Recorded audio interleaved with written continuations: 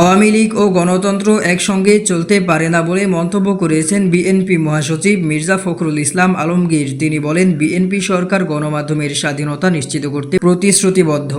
মঙ্গলবার ১৬ জুন সকালে জাতীয় প্রেসক্লাবে বাংলাদেশ ফেডারেল সাংবাদিক ইউনিয়ন ও ঢাকা সাংবাদিক ইউনিয়নের যৌথ উদ্যোগে আয়োজিত এক আলোচনা সভায় এসব কথা বলেন তিনি। মির্জা ফখরুল ইসলাম আলমগীর বলেন, বিএনপি কোনো বিপ্লবী দল নয়, এটি একটি উদার গণতান্ত্রিক দল যা সব মত ও শ্রেণীকে ধারণ করে। তিনি আরও বলেন, বন্ধ হয়ে যাওয়া সংবাদপত্রগুলো পুনরায় চালুর উদ্যোগ নিতে হবে। একই সঙ্গে তিনি অভিযোগ করেন, মালিকপক্ষের সিদ্ধান্তে অনেক সাংবাদিক চাকরি হারাচ্ছেন।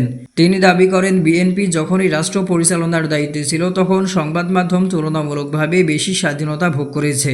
এ সময় তিনি আরও বলেন, একটি গোষ্ঠী সামাজিক যোগাযোগ মাধ্যমে বিএনপি ও সরকারের বিরুদ্ধে অপপ্রচার চালাচ্ছে, যা সম্মিলিতভাবে প্রতিহত করতে হবে। আলোচনায় সাংবাদিক দম্পতি সাগর রনি হত্যার বিচার নিশ্চিত করা এবং সাংবাদিকদের বেতন কাঠামো উন্নয়নের বিষয়েও তুলে ধরা হয়।